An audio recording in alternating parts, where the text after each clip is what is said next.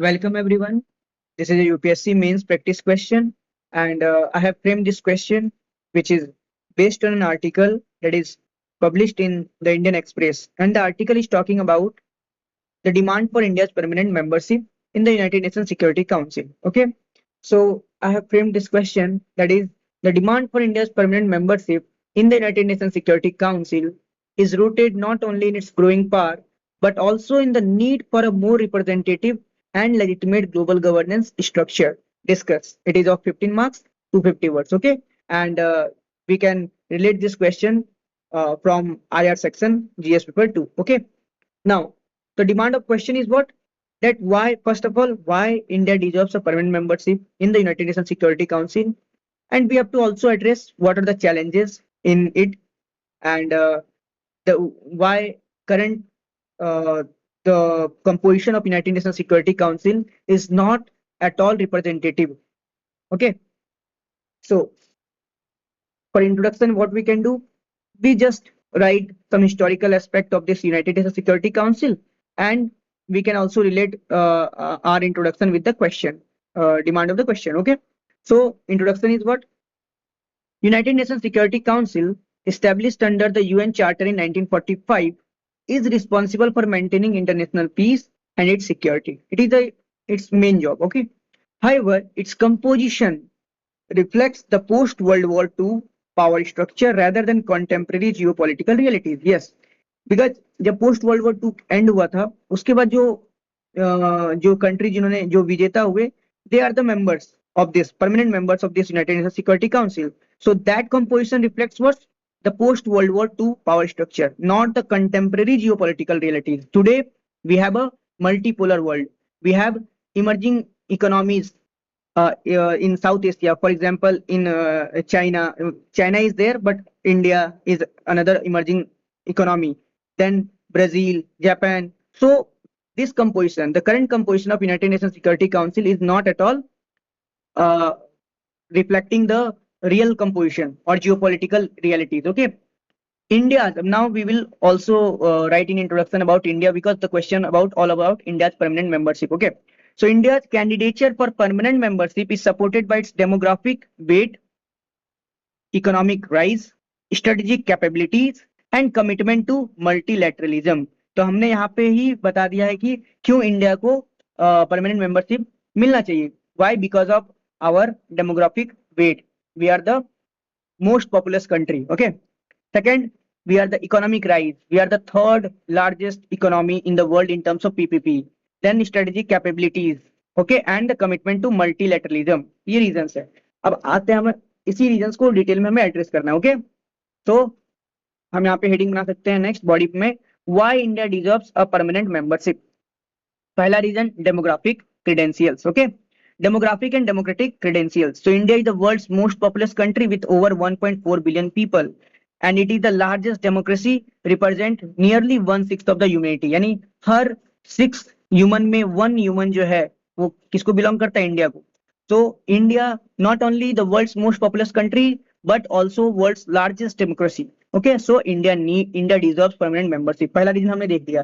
दूसरा रीजन हमें तो बताना इकोनॉमिक परस्पेक्टिव से, इकोनॉमिक पावर के टर्म्स में. तो India is the 5th largest economy in nominal GDP and among the top 3 economies in पर परचेजिंग पर power parity terms. Okay, PPP terms. Okay, that is the most important thing. Second, IMF international monetary fund का जो report है, it projects that India to become the 3rd largest economy in coming year. हम लोग जल्दी 3rd largest economy भी बन जाएंगे. Third, major stake holders in global trade. हमारा क्या है? ग्लोबल ट्रेड में, टेक्नोलॉजी में और एनर्जी ट्रांजिशन में मेजर स्टेक होल्डर है. We are a major participant. So that's why India deserves a permanent membership. Third point हम लिख सकते हैं मिलिट्री एंड स्ट्रेटेजिक सिग्निफिकेंस में. मिलिट्री में हम देखें तो India possesses the 4th largest military globally. Second, maintains a credible nuclear triad. Yes, we have a capability to launch nuclear weapons from both land, from all 3 surface, land, air and water. So we have a we maintain a credible nuclear triad. Third, our defense budget also exceeds $86 billion. Okay, that is a good in terms of strategic significance. Okay, and fourth point, we plays a key role in ensuring stability in the Indian Ocean region. तो Indian ocean reason में हम जो है stability को maintain करने में एक बहुत ही इंपॉर्टेंट रोल प्ले कर रहे हैं. That's why we deserve a permanent membership. Next, और हम क्या कर रहे हैं इंटरनेशनल पीस में, हमारा क्या कंट्रीब्यूशन है? तो yes, India has contributed over 2,90,000 troops, nearly 3 lakh troops to 50 plus UN peacekeeping missions since 1948. That is a huge contribution to the international peace. Okay, we sent 3 lakh troops. Okay, then more than 175 Indian peacekeepers have made the supreme sacrifice. That means they lost their life during this type of peacekeeping missions for UN operations. So it shows our commitment to international peace.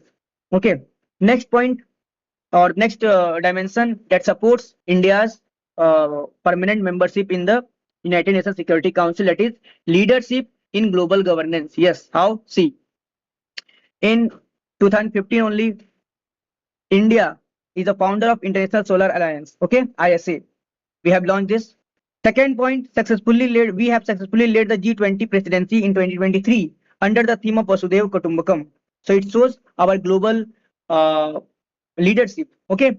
Third, instrumental in securing African Union's membership in G20. Yes, G20 जो presidency जो हमने held किया था 2023 में, उस समय हमने African union को एज ए मेंबर भी इनकॉर्पोरेट किया G20 में. That is also shows our contribution to the global south, and thus we are the leading voice of global south. So ये कुछ पॉइंट्स हैं जो हमें ये बताते हैं कि क्यों इंडिया डिजर्व करता है परमानेंट मेंबरशिप. नाउ, अब why UNSC reform is necessary, क्यों रिफॉर्म जरूरी है वो समझते हैं.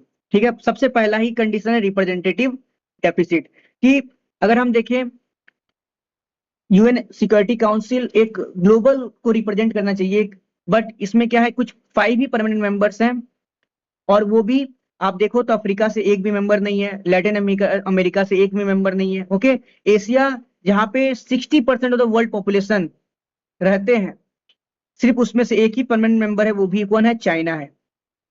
सो that is the first, that is representation deficit है. That's why United Nation Security Council का रिफॉर्म नेसेसरी है.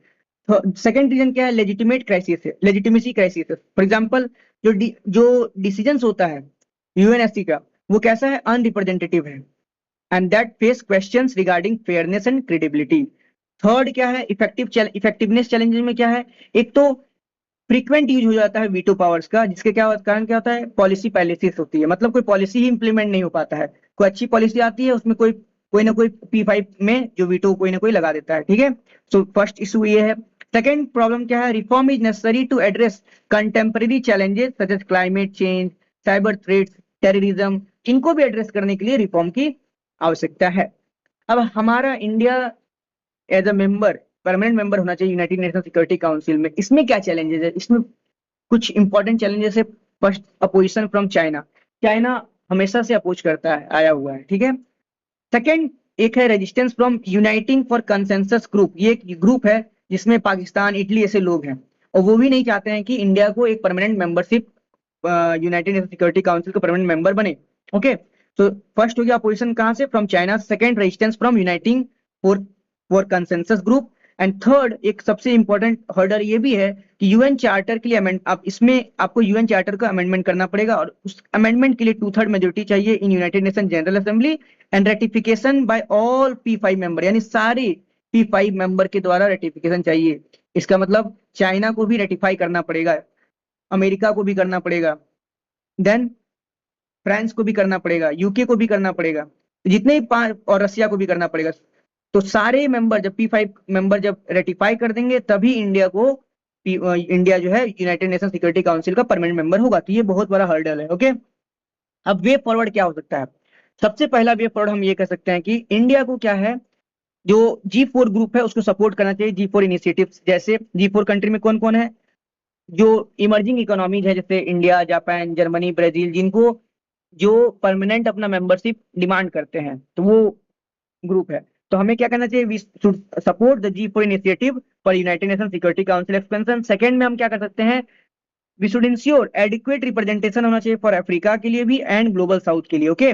And third, pursue reforms under the principle of reformed multilateralism advocated by India। तो एक प्रिंसिपल है यूनाइटेड नेशन सिक्योरिटी काउंसिल, जो United charter है, उसी में एक प्रिंसिपल है रिफॉर्म्ड मल्टीलैटरलिज्म। उसी प्रिंसिपल के आधार पे रिफॉर्म्स लाने चाहिए, ऐसा हम परस्यू, ऐसा हम डिमांड रख सकते हैं। So this is a question and it is very important question and it is not only helpful in mains but it is also it will be helpful in interview also. So this is the question and answer, okay, thank you।